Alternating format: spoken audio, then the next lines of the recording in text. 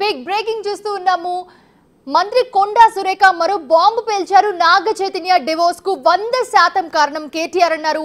N convention కూల్చివేయకుండా ఉండాలంటే సమంతను తన దగ్గరకు పంపాలని కేటీఆర్ డిమాండ్ చేశాడన్నారు కొండా సురేఖ. సమంతను వెళ్ళమని నాగార్జున వాళ్ళు ఫోర్స్ చేశారని ఆమె చెప్పారు. అందుకు సమంత ఒప్పుకోలేదన్నారు. దాంతో తమ మాట వింటే విను లేకపోతే వెళ్ళిపో అని డివోర్స్ ఇచ్చారని కొండా సురేఖ ఆరోపించారు. ఇది ఇండస్ట్రీలో అందరికీ తెలిసిన విషయమే అన్నారు. అంతేకాదు కేటీఆర్ వేధింపులు తట్టుకోలేకే 2-3 హీరోయిన్లు పెళ్లిళ్ళు చేసుకున్నారని కొండా సురేఖ సెన్సేషనల్ కామెంట్స్ చేశారు. హీరోయిన్ల ఫోన్లు ట్యాప్ చేసి వాళ్లను తన వద్దకు రావాలంటూ బెదిరించారని, రాకపోతే రికార్డులను బయటపెడతానంటూ కూడా చాలా మంది హీరోయిన్లను లొంగదీసుకున్నారని కొండా సురేఖ ఆరోపించారు. వాళ్లను డ్రగ్స్ కు కూడా అలవాటు చేశాడని చెప్పారు. అందుకే డ్రగ్స్ కేసును, ఫోన్ ట్యాపింగ్ కేసును తమ ప్రభుత్వం సీరియస్ గా తీసుకుందన్నారు మంత్రి కొండా సురేఖ. డైవర్సులు ఒకరిది అయిందండి. నాగ చైతన్య డైవర్స్ 100% కేటీఆర్ చేయబట్టే అయింది. ఎందుకంటే ఎన్ కన్వెన్షన్ హాల్ని కూలగొట్టొద్దు అని అంటే సమంతను నా దగ్గరికి పంపాలి అని చెప్పి ఆయన డిమాండ్ చేశాడు. సమంత గారిని వెళ్ళమని చెప్పి నాగార్జున వాళ్ళు ఫోర్స్ చేశారు. సమంత నేను వెళ్ళను అనింది. వెళ్ళను అంటే వాళ్ళు చెప్తే వింటే విను లేకపోతే వెళ్ళిపోండి డైవర్స్ ఇచ్చారు. అది ఓపెన్ సీక్రెట్. అది అందరికీ కూడా ఇంటర్నల్గా మీడియా వాళ్ళంతా వాళ్ళకి ఎవరికి ఇండస్ట్రీ వాళ్ళందరికీ కూడా తెలుసు. ఈరోజు సమంత జీవితం అన్యాయం కావడానికి 100% కేటీఆరే కారణం. అదేవిధంగా 2-3 హీరోయిన్లు పెళ్ళిళ్ళు కూడా చేసేసుకున్నారు.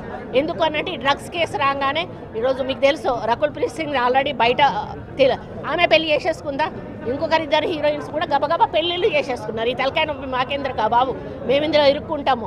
ఆ రోజు ఆయన అధికారం ఉండి ఈ విధంగా వాళ్ళ ఫోన్లు ట్యాప్ చేసి వాళ్ళు ఎవరితోటన్నా సీక్రెట్గా మాట్లాడుకున్న వాటిని రికార్డ్స్ని తీసుకొని ఆ రికార్డ్స్ను వాళ్ళకి వినిపించి బెదిరించి, ఇగో ఈ రికార్డు మీద ఉంది నా దగ్గర, మీరు కానీ రాకపోతే ఈ రికార్డు నేను బయట పెడతా అనే పద్ధతిలో చాలామంది హీరోయిన్లను లొంగపరుచుకున్నాడు. వాళ్ళందరినీ డ్రగ్స్కి అలవాటు చేశాడు. ఈయన కూడా డ్రగ్స్ వాడాడు.